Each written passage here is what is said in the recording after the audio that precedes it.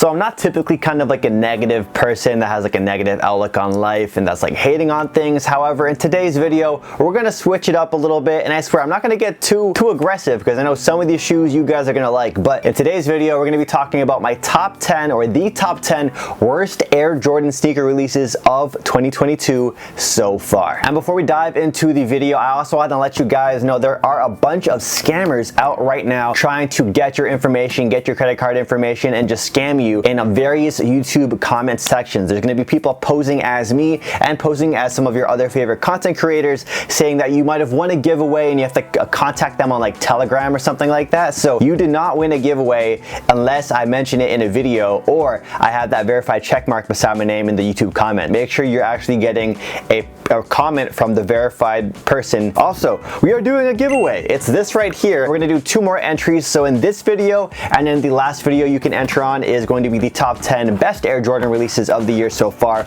All you have to do to enter for the giveaway is comment down below telling me your top 2 worst sneakers of the year so far. If you agree with my list, if you disagree with my list, just comment something down related to the video in the comment section down below. So best of luck to everybody. Coming in at number 10 are a pair of Air Jordan 1s. So I know this is going to upset quite a few of you guys, but there's good reason, and a lot of these shoes are actually Jordan 1s on the list. I was gonna do a top 10 worst Air Jordans of 2022 video so far, but we were just missing the full 10, so we're just gonna do Air Jordans in general. And so number 10 is the Air Jordan 1 High OG SP Utility. This is the pair that looks like it has a fanny pack, a side bag on the very back of the shoe. If your shoe could wear a backpack, this is that shoe. Now, I'm all for functionality, utility. You guys know I love tech wear. I love my Nike ACG pants. So if I can get more pockets on me, the better, you know? But for this particular shoe, I think less is more, and you really don't need this big of a stash pocket on a pair of sneakers,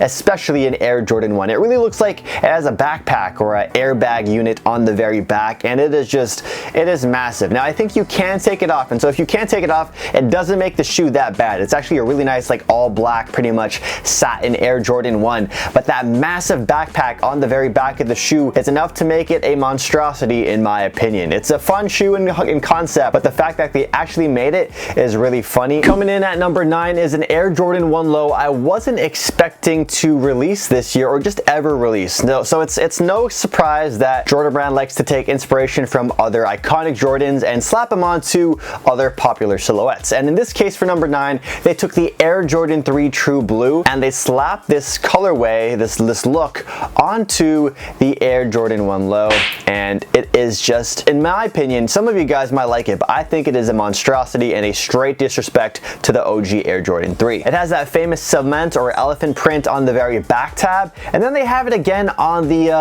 eyelet area, and it is just, I don't like it. It just looks really weird. And to top it all off, they even have this weird like reptilian sort of basketball kind of texture on the gray leather around the toe box. Now, I love this shoe if it just didn't have the elephant print or if it didn't have that weird texture on the gray. Honestly, they shouldn't have made these shoes. It's a disrespect to the OG. On to number 7. This is an Air Jordan I expect to see at Nike outlets, and I can't wait to go back to the Nike outlets. It's been a while since I've been to one. I'll probably go to Von Mills pretty soon for some summer Nike outlet shopping, maybe for like a back to school video because it's getting to that point of the year again. And this is a shoe I'll expect to see there in a couple of weeks. We have the Air Jordan 7 SE Sapphire. This is a shoe to me that, I don't know if you guys have a girlfriend or not, but if you've ever had to go buy tampons or whatever for your girl or pads, this shoe right here reminds me of like the colorways of all the tampon and pad boxes at the Shoppers Drug Mart, plus like this weird brown is like a bandage color,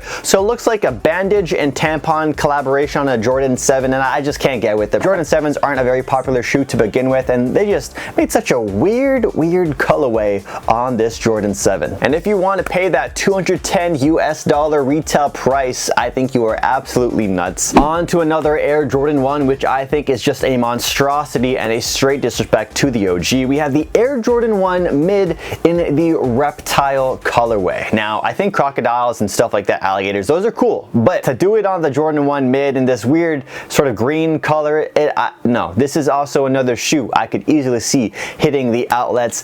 These do actually remind me of a pair of Jordan 1 highs I used to have back in the day, the Nouveau Air Jordan 1s, and that was like a black and red colorway with sort of that snakeskin crocodile look. And with that colorway, it's a lot more subtle, or it's a lot more tolerable, you could say. It's cleaner, okay? This green is bold, it's loud, it is not going to be a Jordan 1 mid that I can see ever sell out. And yeah, it honestly should have been a sneaker that was like a GS exclusive. Like, I'm sure there's a lot of kids out there who wouldn't have minded a cool crocodile alligator inspired Jordan 1, but to make this in full family sizing is a no-go for me. On to sneaker number 6 on the list, we have a pair of Air Jordan 5 Retros. Now, this was a release that has a special day tied to it, Easter, and usually there's some pretty cool Easter sneaker releases that Nike and Jordan Brand release, but for the Jordan 5, this was a questionable one. I'm not a fan of the colorway of this at all. It's not something that's super like wearable in my opinion, and that's one of the things I love about a lot of Jordan 5s. They make a lot of very wearable colorways, but this blend of like pink and this teal and the silver, the 3M tongue, it is just looking really funky. I like the icy sole, but honestly that's all it really has going for it. There's a cool insole pattern with the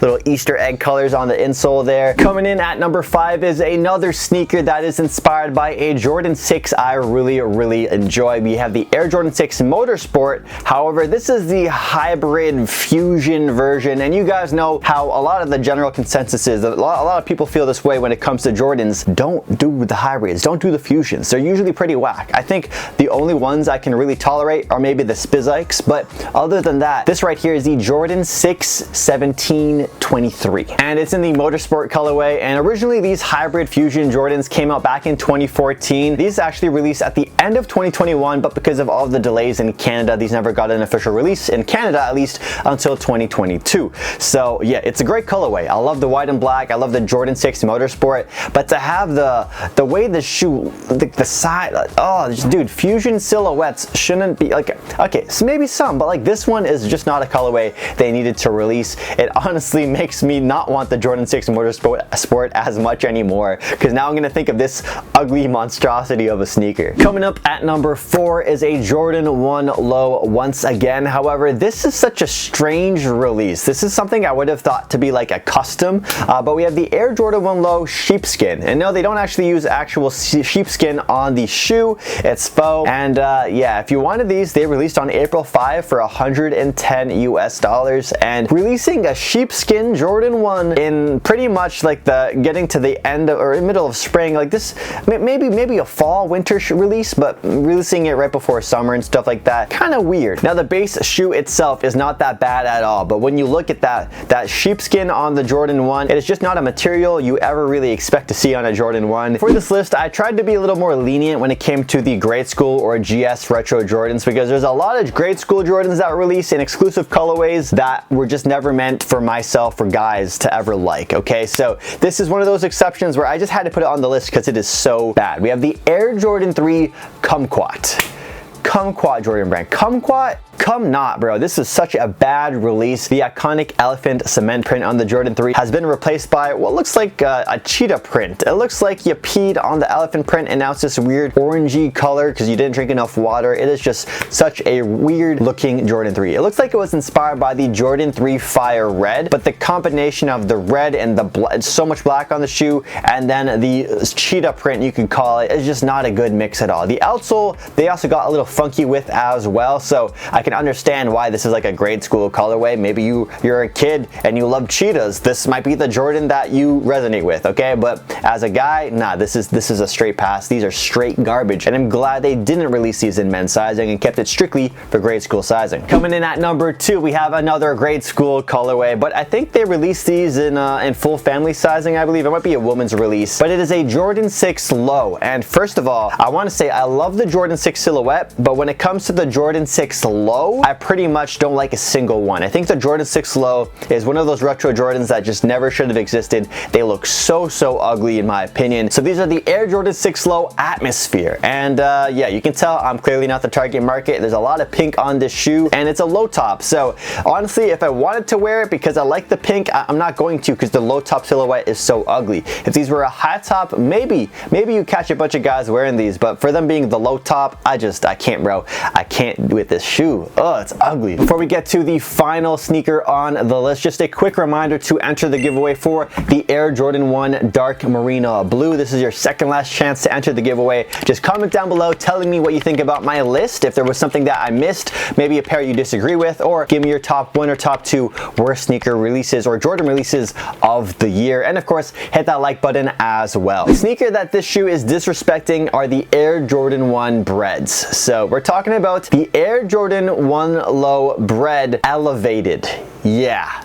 I don't think a lot of people ask for this shoe to come out. It's just it's the Jordan 1 but with a platform. So if you're a short queen out there, you might like the shoe, but this is just butchering a all-time classic Air Jordan, and that's why it's number 1. And not only did they release them in the bread colorway, they also released them in more colorways too, like this gray colorway, this tan colorway. They straight disrespecting the Jordan 1 left, right, and center up in here. Now I love the Jordan 1 Bread, and it's one of my favorite sneakers of all time. So to see them do this weird sort of Frankenstein creation, it's a woman's exclusive shoe, so you know it was never meant for us guys out here. But honestly, they did so much. They did the shoe dirty. They did the bread ones dirty, and I can't get past the platform heel. Like, so many of the details are also changed as well. So if you love the breads and this is your alternative, just honestly don't buy these. It's like, why were people buying these? I don't know, maybe it's a girl thing. And if you're a girl watching this video, I'm really curious what you think about the women's or grade school sneakers I put on this list, because yeah, I want to know, do you disagree with me? Do you agree with me? Because those shoes were targeted towards you and definitely not me. If you like this video, check out the recent Vancouver vlog I released the other day. Just click on screen right now to watch that. And if you want more top 10 videos, I'll have another one pop up on screen, and my Japan vlogs as well. So binge watch some content, and the next video I'm dropping are the top 10 best Air Jordans of 2022 so far. So stay tuned for that, and I'll catch you guys in that video. Peace out.